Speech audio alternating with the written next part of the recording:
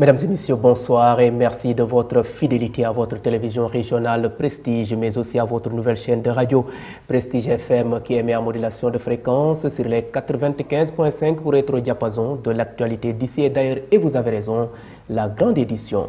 Au sommaire, des leaders politiques de la commune de Thiès Nord, membres de la coalition Benno Bokk Yakaar, ont entamé des visites de proximité en fin de week-end.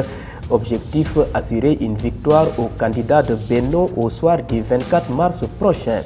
À presque une semaine des joutes électorales de 2024, le président du mouvement Siggi Jotna, par ailleurs directeur général de l'AIDB, a démarré hier dimanche 17 mars sa campagne électorale par une caravane dans les artères de la cité d'Iraï.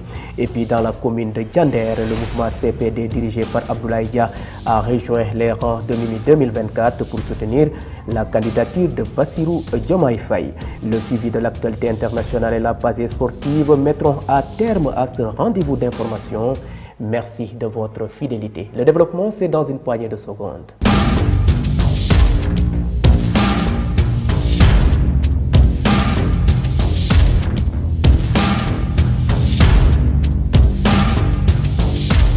Bienvenue, démarrons ce rendez-vous d'actualité par la politique et sous forme de brève illustrée. Des leaders politiques de la commune de Thiès Nord, membres de la coalition Benno Bokk Yakaar, ont entamé des visites de proximité en fin de week-end.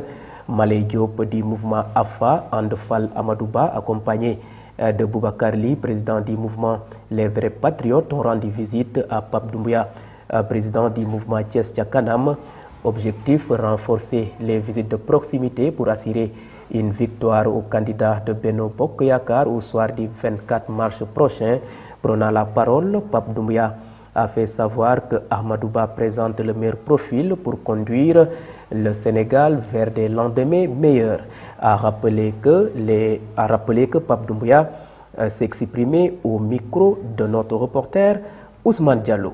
À presque une semaine des joutes électorales de 2024, le président du mouvement Siggi Jotna, par ailleurs directeur général de l'AIDB, Aéroport international Blaise Diagne, a démarré hier dimanche 17 mars sa campagne électorale par une caravane dans les artères de la cité d'Iraï. À travers ces images de notre reporter Cheikh Fall, vous pouvez constater qu'une forte mobilisation a été notée durant cette procession qui avait comme point de départ le siège de son mouvement. Le cachet populaire était au rendez-vous au point de pousser le leader de Siggi Jotna à parler de caravane de la victoire. Politique toujours dans cette édition, l'honorable député Abdou Mbow a procédé hier dimanche au quartier Diamaguène dans la commune de Thiès-Est à l'installation de son comité électoral afin de mieux préparer le scrutin du 24 mars et avec comme objectif totaliser le maximum de voix pour le compte du candidat de la coalition Benno Bokk Yakaar dans cette commune. À l'issue de cette installation, Abdou Mbow a rappelé que le danger qui guette le Sénégal, c'est de donner ce pays à des aventuriers. Ces propos sont recueillis par notre reporter Cheikh Fall. On a bien mis les points sur les i. Comme vous l'avez dit, Benno Bokk Yakaar est une famille. Benno Bokk Yakaar a une machine électorale puissante. Et comme vous l'avez entendu dans mon propos en Wolof, effectivement, il y avait eu des difficultés, des malentendus au niveau de notre coalition. C'est pourquoi on a commencé la campagne tardivement ici au niveau de Thiès. Mais vous avez vu que depuis 48 heures, nous avons commencé à entrer au niveau des quartiers pour expliquer aux populations pourquoi ils doivent faire le choix de la continuité, c'est-à-dire élire au soir du 24 mars le candidat Amadouba. Nous avons un pays qui est aujourd'hui envié à cause de sa belle démocratie. Un pays avec ses infrastructures. Un pays avec son taux de croissance aujourd'hui qui n'est pas quand même un des moindres au niveau de l'Afrique de l'Ouest, mais un pays que le président Macky Sall a amené dans le cercle des grands pays africains. Nous ne devons pas aujourd'hui prendre ce pays et le donner à des aventuriers, des personnes qui n'ont aucune expérience, des personnes qui ne connaissent pas l'État, des personnes qui ne connaissent pas comment fonctionne un pays, mais aussi des personnes qui veulent déstructurer notre quand même cohésion nationale en parlant aujourd'hui de changer de capitale et aller vers la Casamance. De qui se moque-t-on? Nous avons un pays qui a une cohésion sociale, une cohésion nationale qui depuis 1960 a été bâtie par les présidents qui se sont succédés dans la quiétude, mais aussi dans la concertation. Vous suivez le rendez-vous de l'actualité grâce à votre nouvelle chaîne de radio Prestige FM qui émet en modulation de fréquence sur les 95.5 ici à Thiès et cap maintenant dans la zone des Niayes, plus précisément à Diender où le mouvement CPD, traduit par Convergence pour la paix et le développement dirigé par Abdoulaye Dia, a rejoint les rangs de Mimi 2024 pour soutenir la candidature de Bassirou Diomaye Faye. Face à la presse, le président du CPD revient sur sa collaboration avec le mouvement Mimi 2024. Le voici au micro de nos reporters Isaac Dapa et Doudou Dieye. Vous savez que ces temps-ci, nous préparons des élections présidentielles avec l'accord ou bien la décision que le président a prise pour reconvoquer le corps électoral. C'est l'occasion pour laquelle le mouvement CPD s'est réuni pour s'adresser avec ses militants, ses sympathisants et tous les responsables. Vous savez que la politique demande de l'engagement. La politique demande des sacrifices. La politique demande de prendre des décisions le moment venu, le moment opportun. Le Sénégal navigue entre le flou et le semi-clair. Le Sénégal est gangréné par des mots dont tous les responsables doivent s'unir pour pousser une réflexion et trouver des solutions. Nous, le mouvement CPD, nous n'avons jamais adopté la politique de la chaise vide. À chaque fois, nous avons pris des responsabilités, à chaque fois, nous avons pris des décisions, à chaque fois, nous avons descendu sur le terrain. Encore une fois, je lance un appel solennel à tous les responsables, à tous les militants, de prendre notre décision qui est de soutenir la candidature de M. Diomaye Faye dans la coalition Diomaye Président par le biais de Mme Aminata Touré qui est notre porte d'entrée dans la dite coalition. Vous savez, CPD a pris une décision après des mois de réflexion, après des semaines de concertation, parce que ce n'était pas facile. On est un mouvement unanime. Et Socrate avait dit, ici dans l'Agora, les thèses se posent en s'opposant. Cela veut dire que, au niveau de notre mouvement, les avis comptent, les positions comptent, mais tout le temps, nous prônons l'unanimité. On s'est concerté, les responsables ont pris la décision de soutenir la candidature de Diomaye 2024. C'est la raison pour laquelle nous avons convoqué tous les responsables, tous les militants et militantes de la commune de Diender et d'une manière générale, comme le mouvement CPD est devenu national, les responsables dans toute l'étendue du territoire sont venus nous rejoindre pour enfin prendre une décision ensemble.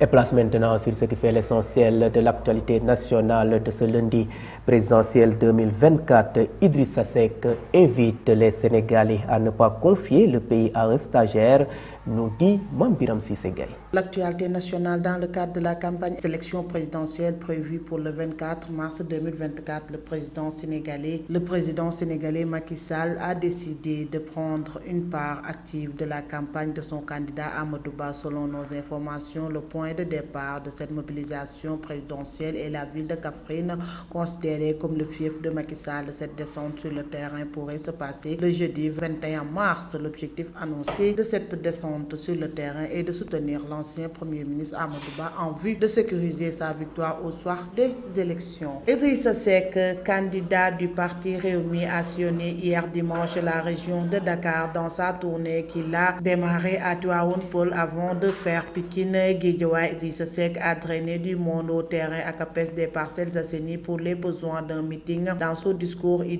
a tiré sur les aventuriers. Il a demandé aux électeurs de ne pas confier le pays aux stagiaires mais à une personne expérimentée comme lui. En perspective d'une élection présidentielle du 24 mars au Sénégal, Bassirou Diomaye Faye, candidat à la coalition Diomaye Président, s'adresse à la nation à travers un communiqué officiel. Diomaye exprime sa satisfaction quant à l'impact de son programme sur la campagne électorale, mettant en avant les discussions engagées autour du sujet tels que la cohésion nationale, la souveraineté monétaire du Sénégal et la réforme des institutions du pays. D'autre part, le candidat annonce qu'il procédera dès le début de la semaine à la déclaration de son patrimoine conformément à ses principes d'éthique et de transparence. Il lance un appel à tous les candidats ayant géré des deniers publics ou occupé des postes gouvernementaux à emboîter le pas dans cette démarche de clarté vis-à-vis des électeurs. C'était tout pour cette actualité nationale.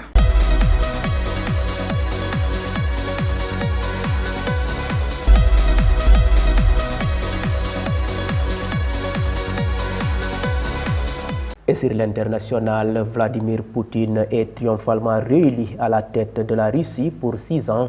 Le suivi des faits marquants hors de chez nous, c'est avec Ramatoulaye Cissé. Le maître du Kremlin a été sans surprise réélu pour 6 années supplémentaires. Selon la commission électorale russe, Vladimir Poutine a obtenu plus de 87% des voix après le dépouillement du bulletin de 99% des bureaux de vote. Dimanche 17 mars, il s'agit de son meilleur résultat à l'issue d'un scrutin de 3 jours où l'opposition a été écartée. Selon le gouvernement taliban au pouvoir en Afghanistan, des frappes aériennes pakistanaises ont tué au moins 8 personnes, dont des femmes et des enfants, dans 2 provinces afghanes proches de la frontière afghano-pakistanaise. Kaboul a réagi en dénonçant une violation de la souveraineté et en menaçant le Pakistan de conséquences incontrôlables. L'armée israélienne a demandé lundi à la population civile d'évacuer la zone de l'hôpital Al-Shifa de Gaza. Quelques heures plus tôt, l'armée avait annoncé y mener une opération ciblée, une information confirmée par des témoins qui ont rapporté des bombardements dans le quartier. Sur le front diplomatique, des pourparlers sur un éventuel cessez-le-feu doivent reprendre à Doha. Sur le terrain, l'ONG Oxfam dénonce une rétention de l'aide humanitaire. Mesdames et messieurs, c'en est tout pour l'actualité internationale.